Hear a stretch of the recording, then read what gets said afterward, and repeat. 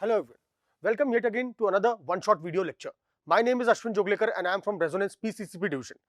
Today I am here with the second chapter of the geography portion, Physical Features of India.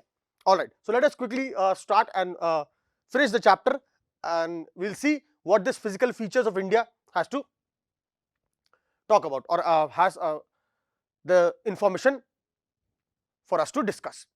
So now just like simple start करने से पहले मैं एक चीज बताना चाहूंगा आपको. फिजिकल फीचर्स के हिसाब से हम लोग काफी डर जाते हैं. मैंने कई बार देखा है कि मेनी ऑफ द स्टूडेंट्स बहुत सारी चीजें गलत मार्क कर देते हैं. एक सिंपल सा हमें याद रखना है कंसेप्ट कि जैसे अगर आपकी एक बॉडी है, ठीक है, तो वैसे ही फिजिकल फीचर्स हमें सामने दिख रहे हैं, वैसे ही फिजिकल फीचर्स हमारे इंडिया के हैं. तो उन्हीं को हमें याद रखते हुए, उन्हीं को दिमाग में रखते हुए हमें ये चीजें फर्दर आउटलाइन करनी है. ऑलराइट, सो यही चैप्टर है आपका physical features of India. Okay, now starting में चैप्टर में आपके पास एक कॉन्टिनेंटल ड्रिफ्ट थ्योरी के बारे में बात करते हैं. दैट इज, ये एक्चुअली अल्फ्रेड वेगनर ने दी थी थ्योरी इन 1912. दैट इज एक पूरा एक लैंडमास था, वो लैंडमास फिर टूटा एंड कैसे आज के जो प्रेजेंट कॉन्टिनेंट्स हैं वो बने. So according to the theory of continental drift, that these continents had actually drifted away from each other from a large or one single landmass called Pangaea. The world was made up of a single continent through most of the geological or geologic time. That continent eventually separated and drifted apart, forming into 7 continents we have today. The first comprehensive theory of continental drift was suggested by the German meteorologist Alfred Wegener in 1912. Millions of years ago, there also was a single continent named Pangaea. ठीक है, Pangaea का broke into pieces due to internal forces and drifting away from each other since last almost 250 million years ago. Now, दो land masses थे, एक तो north में Laurasia, ठीक है, and Gondwana land in the south. Both the land masses were separated by a shallow sea जिसका नाम है Tethys sea. Size of Tethys Sea kept on decreasing due to the movement of these land masses towards each other, and thus later on resulting in the formation of the young fold mountains, which we know today as Himalayas. Alright. Now ये आप continental drift of plates देख सकते हो. Pangaea है एक, ये पूरा single, then 225 million years ago, 150 million years ago, Laurasia, Gondwana land. Then 100 million years हो गए. ये कैसे डिफरेंट, आपके नॉर्थ अमेरिका, ठीक है, ये साउथ अमेरिका यहाँ पे है, अफ्रीका, यूरोप, एशिया, इंडिया यहाँ पे है, Australia, Antarctica. Then India drifted towards the north and ये कोलिजन यहाँ पे जो हुआ उससे आपका हिमालयास का फॉर्मेशन भी हुआ. तो ये अर्थ टुडे.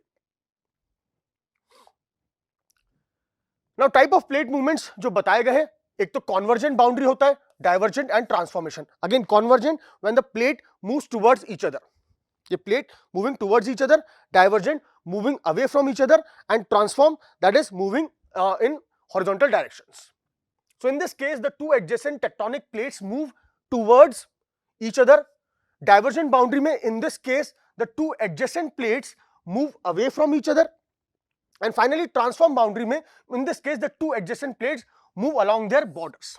तो यहाँ पे आप थ्रू एरोज ये आइडेंटिफाई कर सकते हैं, ये arrow moving towards each other, moving away from each other, and finally moving past each other. Then the movements of the plates result in the building of stresses between them within the plates and continental rocks above, leading to, अभी इनके कारण, because ये movement हो रहा है plates का, तो इससे स्ट्रेस बिल्डअप होता है इन प्लेट्स के बीच में, एंड उससे folding, faulting and volcanic activities occur करती है. ठीक है, folding caused by compression when blocks of landforms come close to each other, और उससे basically they form the young fold mountains or the Himalayas. ठीक है, then faulting again drifting away के कारण होता है of rocks, cracks develop or breaks along the weaker areas due to tension. This is called faulting. Again maybe due to the upliftment and subsidence of land, and can form block mountains, example Vindhyas and the Satpura hills. Then you have volcanic activities, natural openings in the earth crust through which the molten magma or materials, rocks and ashes rise up, are known as volcanoes. तो ये तो कुछ चीजें हुई important. Now again जैसा कि मैं discuss कर रहा था और पहले हम बात कर रहे थे मेजर फिजियोग्राफिक डिविजन्स में जब हम बात कर रहे हैं तो physical features of India are grouped under the following physiographic divisions, first, second, third, fourth, fifth and six. Now अगर एक सिंपल सा हम ये देखें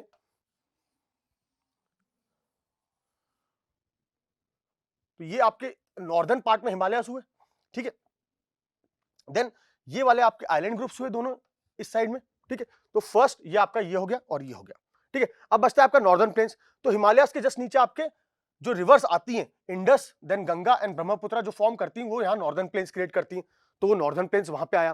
पेनिनसुलर प्लेट्यू आपका एक ट्रायंगुलर, ये पेनिनसुला कहलाता है, ये वाला रीजन आपका, ठीक है। मैं इसको एक दूसरे कलर से मार्क कर देता हूं ताकि ये वाला रीजन आपका पूरा अगर हम देखें तो ये पेनिनसुला रीजन है, ठीक है, triangular shape covered from three sides by water, तो ये पेनिनसुला रीजन हो गया आपका, ऑलराइट। उसके बाद आपका नेक्स्ट इज इंडियन डेजर्ट, आपका इस साइड आता है, देन आइलैंड ग्रुप्स हो गए आपके, देन कोस्टल प्लेन रीजन्स, एक तो वेस्टर्न कोस्टल प्लेन इधर between the western Ghats and the Arabian Sea and between the eastern Ghats and the Bay of Bengal, eastern coastal plains हो गए आपके, ठीक है। तो ये आपके बेसिकली फिजिकल फीचर्स आउटलाइन हो गए यहां पे। अब इनके बारे में कुछ डिटेल स्टडी जो हम देखेंगे, Himalayan mountains are stretched over the northern borders of India. These mountains range run in west to east direction, तो वेस्ट से ईस्ट की तरफ रन कर रही है फ्रॉम द इंडस से ब्रह्मपुत्र, हम कह सकते हैं ब्रह्मपुत्र अगेन जो नामछा बरवा है वहां से यूटर्न लेके इंडिया में एंटर करती है।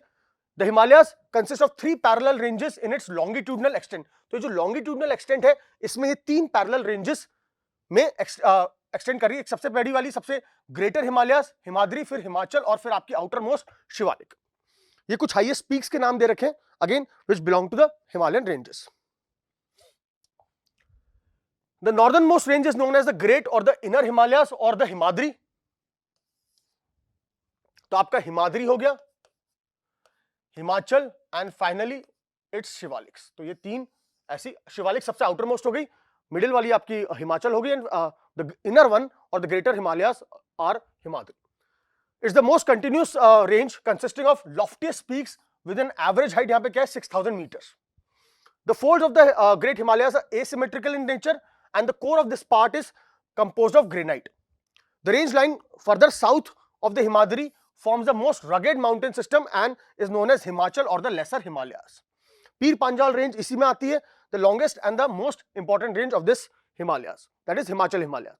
फिर outermost range जो है आपकी उसको हम कहते हैं Shivaliks and these ranges are composed of unconsolidated sediments.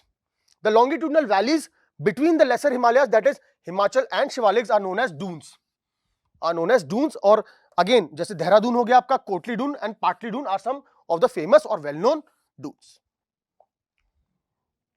The Himalayas also are being divided on the basis of the rivers. From regions from west to east, the part of Himalayas lying between Indus and Satluj. तो अब हम जैसे यहां पे mark कर Indus, Sutlej, ठीक है, and then Indus and Sutlej आपके बीच में जो है उनको ट्रेडिशनली पंजाब हिमालयस कहा जाता है। तो इंडस और सतलज के बीच में आपके हो गए पंजाब हिमालयस, ठीक है। फिर एक और रेंज आएगी, दैट इज उनको रीजनली कश्मीर और हिमाचल हिमालयस भी कहते हैं, ठीक है, वेस्ट टू ईस्ट रिस्पेक्टली। फिर उसके बाद सतलज से काली रिवर, अभी सतलज से काली रिवर के बीच में आपके कुमाऊन हिमालयस आ गए, that is known as Kumaon Himalayas, okay. तो ये KH कर देता हूं मैं यहाँ पे, कुमाऊन हिमालयस। तो सतलज एंड काली रिवर। फिर काली से आपका Teesta river, that is Kali and Teesta reverse के बीच में आपके नेपाल हिमालयस आ गए। तो काली एंड तीस्ता रिवर्स के बीच में आपके नेपाल हिमालयस आ गए। ये वेस्ट टू ईस्ट जब हम बात कर रहे हैं, ठीक है, traditional on the basis of regions and these are demarcated by the rivers Indus, Sutlej, Kali, Teesta, okay. Then उनको आप कहते हो, हाँ, Teesta, that is Kali and Teesta के बीच में आपके नेपाल हिमालयस आए एंड फिर फर्दर तीस्ता से दिहांग के बीच में आपके आ गए असम हिमालयस। तो ये आपके डिमार्केशन फर्दर हो गया, that is Teesta and Dihang are known as Assam Himalayas. The Brahmaputra marks the eastern most boundary of the Himalayas. Beyond the Dihang gorge the Himalayas bend sharply to the south and spread along the eastern boundary of India which is known as again Purvanchal और the eastern hills. तो यहां पे आपको Patkai hills, the Naga hills Manipur hills and the Mizo hills देखने को मिलती है। ठीक है, eastern hills and mountains, the Purvanchal hill comprises of Patkai, Naga, Manipur and the Mizo hills. Alright, इसके बाद आपका आया नॉर्दर्न प्लेन के बारे में। The northern plain has been formed by the interplay of the 3 major river systems, and in river systems के बारे में हम नेक्स्ट चैप्टर ड्रेनेज में भी पढ़ेंगे। 3 रिवर सिस्टम्स कौन सी आपकी, Indus, Ganga and Brahmaputra. Along with their tributaries, it spreads over an area of 7 lakh square kilometer, the most fertile region of India. The northern plain is broadly divided into again 3 sections as mentioned below. अब किस sections में divide कर दिया? Western part तो हो गया आपका northern plain, उसको कहते हो आप पंजाब प्लेन, और ये इंडस और उसकी ट्रिब्यूटरी से फॉर्म होता है, द झेलम, चेनाब, रवि, ब्यास एंड सतलज। ठीक है, the 5 tributaries, Jhelum, Chenab, Ravi, Beas and Sutlej. फिर उसके बाद आता है आपका Ganga plain, extends between Ghaggar and Teesta rivers, and it is spread over the states of North India, that is Haryana, Delhi, UP and Bihar, and partly Jharkhand and West Bengal. फिर उसके बाद lastly आपका Brahmaputra plain lies in the state of Assam. तो ये 3 division हो गए of northern plains on the basis of again rivers. Then further it has also been divided on the variations, and northern plains can be divided on the basis 4 regions के basis पे, that is how the river moves down the stream. The rivers after descending from the mountains deposit pebbles in a narrow belt of about 8 to 16 kilometer lying parallel to the Shivaliks, which is known as Bhabar. Lying parallel to the slopes of the Shivalik, which is known as Bhabar. तो अब भाबर, ठीक है, पहली belt आ गई आपकी। इसमें सारी streams disappear हो जाती है, हमें दिखती नहीं क्योंकि पेबल्स है तो स्ट्रीम्स अंदर से जा रही हैं। अब ये आगे जाके एक तेरही रीजन बनाती है, एक मडी, क्योंकि जहां पे रिवर्स इमर्ज होती है तो वहां पे बहुत ही मार्शी ग्राउंड बन जाता है। ठीक है, अब now this has been cleared because of the migrations जो हुए थे, तो उनको सेटल करने के लिए इन सबको जो फॉरेस्ट एरियाज थे यहाँ पे क्लियर कर दिए गए। The streams and rivers further re emerge and create a wet, swampy and marshy region which is known as Terai. Largest part of the northern plain is form of older alluvium, जिसको हम भांगर बोलते हैं। Floodplains of the rivers, it lies above the floodplains of the rivers and presents a terrace-like feature which is known as bhangar. तो अब भाबर के बाद आई तेरई, तेरई के बाद भांगर, एंड फाइनली जो सबसे बेस्ट न्यू एलुवियल सॉइल है उसको आप खादर बोलते हो। That is, the soil in the Bhangar region contains calcareous deposits and is known as कंकर, nodules उसमें पाए जाते हैं। The new younger deposits which are very good for the fertility of the floodplains are known as खादर। तो ये आपके on the basis of variations कुछ और हुए नॉर्दर्न प्लेन्स के डिविजन्स। देन फर्दर हम मूव करते हैं इसको, that is peninsular plateau. Again peninsular plateau is divided into central highlands and आपका Deccan plateau. The peninsular plateau is a tableland composed of the old crystalline, igneous and metamorphic rocks. It was formed due to the breaking and drifting of Gondwana land. One of the distinct features of the peninsular plateau is the black soil area. ठीक है, जहां पे again known as Deccan trap, and Deccan trap is famous for your cotton cultivation क्योंकि black soil is again good for the cultivation of cotton. This plateau consists of 2 divisions. एक तो central highlands हो गया पहला वाला आपको, और दूसरा हो गया Deccan plateau. अब central highlands जो है the peninsular plateau lying to the north of the Narmada river. ठीक है, तो इसमें नर्मदा और तापी को हम एक तरह से डिस्टिंक्शन, नर्मदा बेसिकली को रिवर को एक डिमार्केशन पॉइंट लेके चलेंगे, और उसके ऊपर के फीचर जो है मालवा प्लेट्यू एंड देन आपके बुंदेलखंड एंड बाघेलखंड, इन सबको हम देखेंगे। Covering a major area of the Malwa plateau is known as the central highlands. The eastward extensions of this plateau are locally known as the Bundelkhand and Baghelkhand. The Deccan Plateau, which is again a triangular landmass lying to the south of the Narmada. Triangular landmass lies to the south of the river Narmada. An extension of the plateau is also visible in the northeastern states, which is known as the Meghalaya, Karbi Anglong Plateau and the North Khachar Hills. तो इनको वहां पे ये भी कहा जाता है। तो ये Deccan Plateau region हुआ Peninsular Plateau का division into 2. So Western Ghats and Eastern Ghats पे हम बात कर रहे थे। तो फिजिकल फीचर्स ऑफ इंडिया में फर्दर जो डिविजन्स में बढ़ते हुए अब western Ghats and eastern Ghats. अब इसके जो डिफरेंसेस जो है वो क्या है, that is mark the western and eastern edges of the Deccan plateau respectively. ना अगर हम इस चीज को ऐसे जस्ट थोड़ा सा समझ लें, ठीक है, ये आप आगे भी देखोगे अभी इसको। ना ये आपके जस्ट वेस्टर्न घाट्स है, ठीक है, राइट, एंड ये आपके ईस्टर्न घाट्स हो गए। अब ईस्टर्न घाट्स ऐसे थोड़े डिसकंटिन्यूस होते हैं as compare to western Ghats, and उसी से आपके फर्दर फिर यहाँ पे जो है अरेबियन सी रीजन, ठीक है, एंड ये आपका बे ऑफ बंगाल रीजन, इन दोनों के बीच में सैंडविच आपका बेसिकली ईस्टर्न कोस्टल प्लेन्स मिलेंगे आपको, और वेस्टर्न घाट्स और अरेबियन सी के बीच में आपको वेस्टर्न कोस्टल प्लेन्स देखने को मिलेंगे। ओके, तो western Ghats lie parallel to the western coast. The eastern ghats stretch from the Mahanadi Valley and up to the Nilgiris in the south. ये continuous है and can be crossed through passes only, जो passes western ghats में है, ठीक है। These are again discontinuous and irregular and they can be dissected by the rivers draining into the Bay of Bengal. We have seen that major rivers actually of the peninsular region as well as the Himalayan rivers drain into the Bay of Bengal region. Now they are higher than the eastern ghats and their average elevation is 900 to 1600 meters. तो western ghats की ऊंचाई भी ज्यादा है and their average elevation is 600 meters. सबसे highest peak Anaimudi है, this not Anamudi, Anaimudi, Anaimudi, and Anaimudi is the highest peak. One second.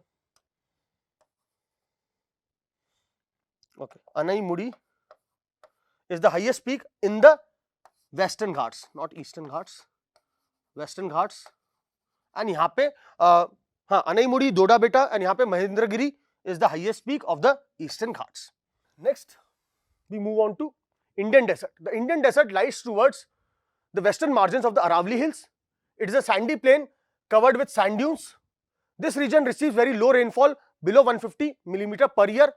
It is a dry climate with low vegetation cover. तो ये Indian desert के बारे में जो राजस्थान में लाई करता है, ठीक है, and lies towards the western margins of the Aravali. ये आपकी जैसे अरावली हिल्स है यहाँ पे, तो इसके वेस्टर्न मार्जिन्स में लाई करता है। नाउ द कोस्टल प्लेन्स, उसके बाद a coastal plain is a flat low lying piece of land next to the ocean. To the east and the west of peninsular plateau, two narrow strips of plain lands are found which are respectively called eastern coastal plain and western coastal plain. Again अगर हम ये maps के through देखें इसको,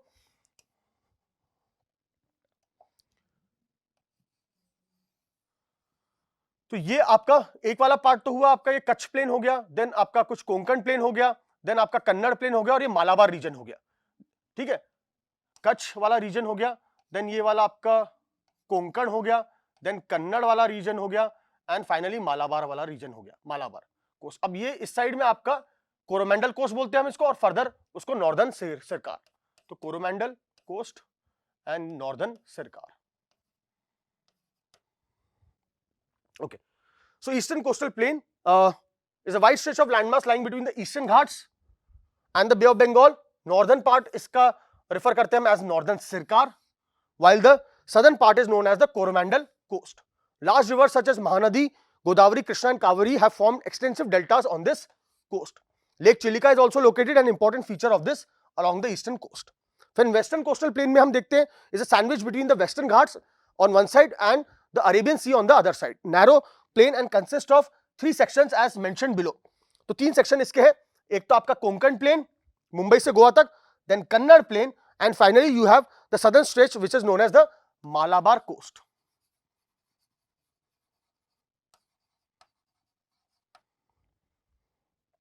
Okay.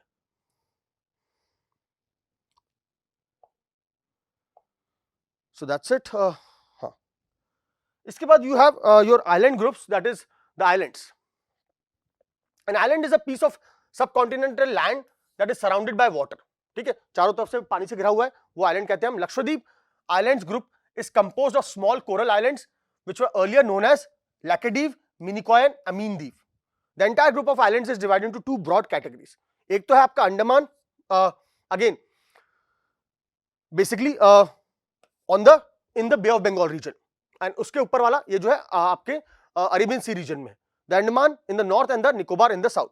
Now these islands lie close to the equator and experience equatorial climate and have thick vegetation, forest cover. The diverse physical features of India, again यहाँ से आपका ये islands के बारे में खत्म हुआ. Then diverse physical features of India, immense future possibilities of development because of the following reasons. The mountains are the major source of water and forest wealth. Plateaus, the northern plains are granaries of the country. They provide the base for early civilization. Most of the civilization, like if you will see in India also, most of the kingdoms, Janpads or Mahajanpads grew around these areas. The plateau is a storehouse of minerals which has played a crucial role in the development of the country or industrialization of India. And finally, the coastal region and island groups provide sites for fishing and port activities. So this brings us to an end to the chapter, that is physical features of India, in a one shot video. Thank you so much for watching.